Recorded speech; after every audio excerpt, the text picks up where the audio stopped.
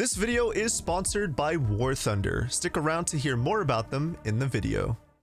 Resident Evil 9 looks to be insanely ambitious, and everything we've seen so far has raised far more questions than answers. Who is this mysterious guy in the chair? Why is this hideous creature called the Hag? And who are the mysterious voices in the trailer? From tiny details that you might have missed to some of the craziest theories that I think could be true, together let's analyze every nook and cranny of Resident Evil 9. So far. So before Capcom revealed the RE9 trailer, we actually got an ad, and I feel like a lot of content creators overlook this, but I think there's a lot of importance in this advertisement that might give us some hints towards RE9. If you weren't there for the Summer Game Fest livestream, basically before the RE9 trailer, Capcom made an entire ad featuring Maggie Robertson, who as we know is the voice actress for Lady D in RE Village. The first thing we see is footage of a typewriter. Now it's hard to tell if this is a CG shot or if this is live action, but I'm thinking that this might be CG and it's actually footage from RE9. We also get footage of a Raccoon City map. Now obviously this is a reference to Resident Evil 3, but I noticed something interesting. First of all, we have the bolt cutters. Obviously we need the bolt cutters back, but we also have a chainsaw.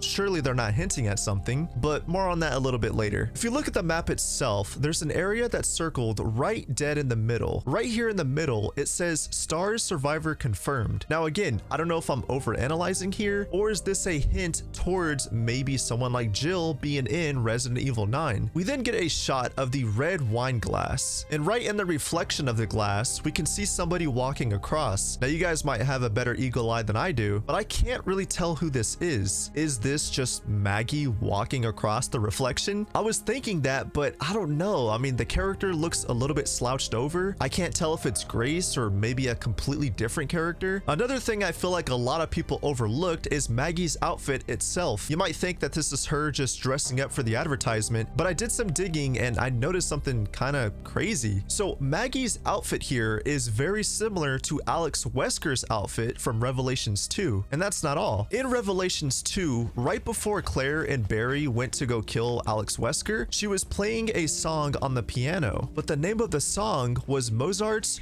Requiem. But that's not the only Wesker reference, and again, we'll touch more on that later. There's also this shot right here, and it's just weird, man. I really don't think I'm overlooking some of this stuff. It feels purpose. It feels like a lot of this is purposely placed to sort of get us, you know, guessing. But we get this shot right here of a weirdly placed pitchfork. We saw a pitchfork in the RE4 remake. There's also a chessboard, and I have no idea why this is here. I feel like there's some symbolism with the chessboard, and again, I really can't crack it down, but I think in some way, shape, or form, this will play a part in RE9. I was thinking maybe it's something to do with, you know, always being one step ahead. I'm not a chess player, so correct me if I'm wrong, but from my knowledge, I know that's sort of a term that a lot of people use in chess. You always want to stay one step ahead. On the table, we also see green plants that look very much like the herbs from RE2 remake, but we also see some red flowers. Remember, the red flowers were in RE5 and they resemble the progenitor flower, which dated back to the origins of the T-virus. Are you guys noticing a pattern here? We're seeing references from RE4, from RE2, and even origins of the T-virus. And I think a lot of this will come together by the end. So we finally get to the trailer itself, and there is a lot to digest here. So the trailer opens up with a shot of the FBI headquarters. But if you look at the sign at the front of the headquarters, it says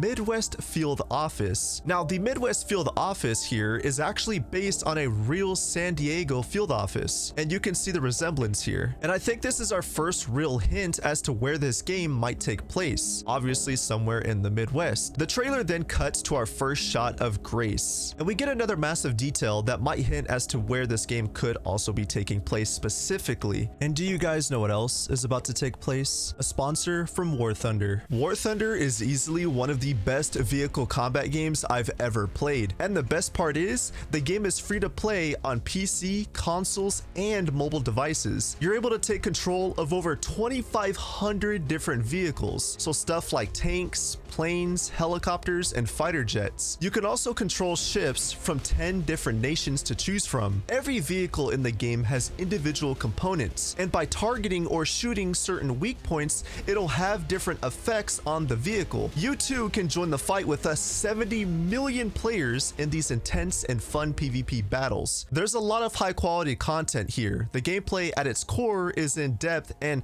so much fun. Again, War Thunder is free to play and is available on PC, PlayStation, Xbox, and mobile devices. Also, when you sign up with my links, you get an exclusive bonus pack available on PC and console. This is available to those who are either a new player or if you haven't played the game in at least 6 months. This includes the Eagle of Valor Decorator, 100,000 Silver Lions, and 7 days of premium. Reminder that this bonus is only available for a limited time, so definitely check it out. So she's typing up a report labeled 199N PD 45490. Now for those that don't know, this is a legit report that was written by the FBI in the 2000s from Portland, specifically Portland, Oregon. Now we make our way to this new guy's office and it's revealed that his name is Nathan Dempsey. I have no idea who Nathan is, but hopefully he's not a bad guy, am I right? But it's revealed here that Grace is a technical analyst. He tells Grace that he needs her to investigate the Wrenwood Hotel, which is where Grace's mother was murdered. Who is her mother?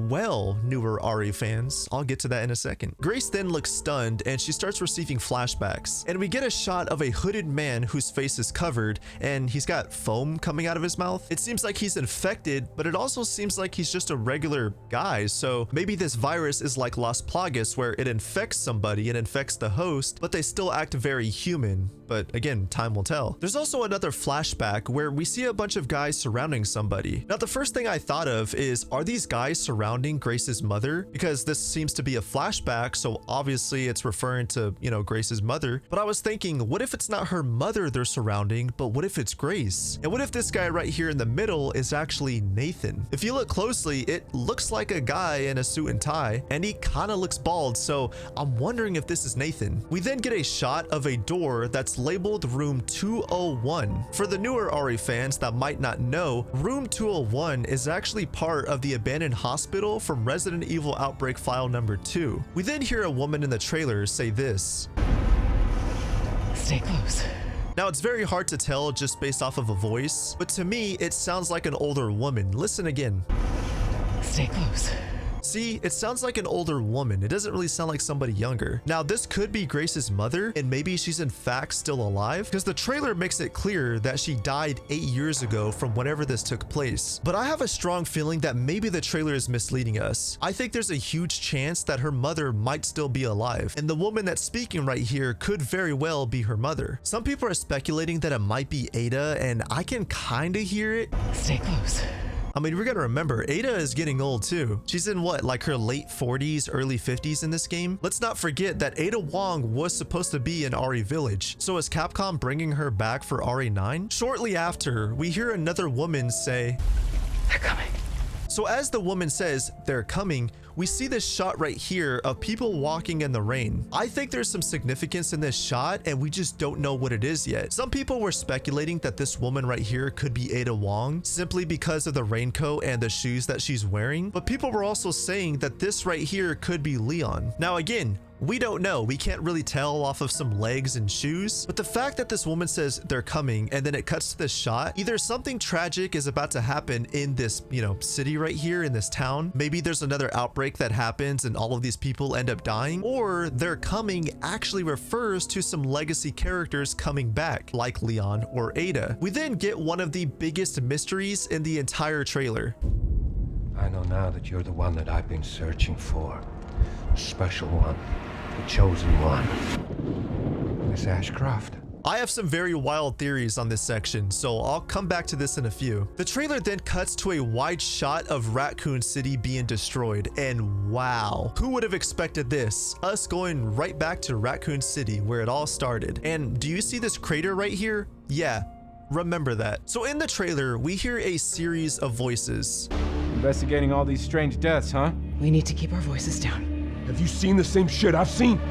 So So clearly there are a ton of characters in this, part of the trailer. Now, if you ask me, I know for a fact that these aren't just some random NPCs that we're going to come across. I think at least 2 of these characters are going to be characters that we know. I've also seen some speculation that what if some of these characters are actually returning characters from Resident Evil Outbreak. And then we cut back to the shot of the front of the RPD, and in case you guys missed it, this right here is actually Leon's Jeep from the RE2 remake. I mean, the fact that we're going back to arguably one of the best locations in any Resident Evil game, that to me is incredibly exciting. Now, if we pay attention here, on the front table or the front hall of the RPD, you can actually still see the typewriter from RE2 remake on the table. We then see a man that's bleeding out and he says, "Stay away from me." Clearly he's been attacked, but it doesn't even look like he's turning. It would make sense if he's turning into a zombie and it's like, "Hey, stay away from me, I'm turning, blah blah blah." But he looks fine other than the fact that he's bleeding out. So what are we staying away from? I have a couple of theories here. So I actually think that he's referring to a human here, because the fact that he doesn't look like he's turning into a zombie, it just looks like he's been stabbed or wounded. And I'm thinking that that hooded man that we saw earlier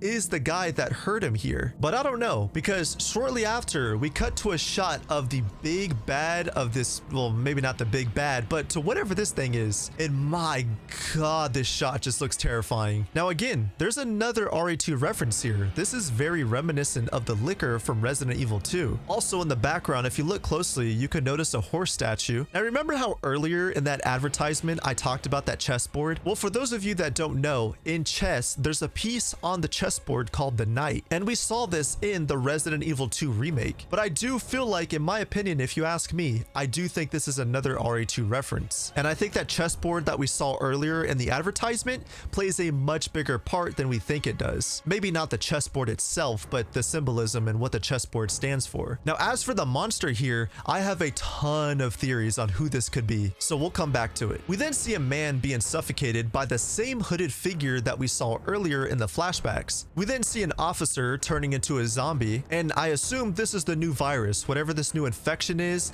this is how it turns people. The trailer then gives us our first look at the hospital. Remember that in the leaks, they said that there was an abandoned hospital, so that leak did turn out to be true. We then get one of the most aura-filled outros in any Resident Evil trailer ever. We got this monster on the left side just looking at us like that, and then we have the RE9 logo on the right side. I mean, dude, chef's kiss, dude. This looks insane. Again, thank you to War Thunder for sponsoring this video. You can play for free on PC, PlayStation, Xbox, and mobile by using my links in the pinned comment or description. Again, new and returning players that haven't played the game in 6 months will receive a huge bonus, which is available on PC and console, which will give you all sorts of cool stuff. So check it out if you don't want to miss out on it. Woo, that was a lot of information in a 3.5-minute trailer. However, I think this video got a little too ambitious. Next time you guys hear from me, we're going to be diving back into this trailer, and I'll be giving you some of my craziest theories that I have about RE9. Let me know your thoughts down below so far. I hope you guys are ready, and I'll see you in part 2.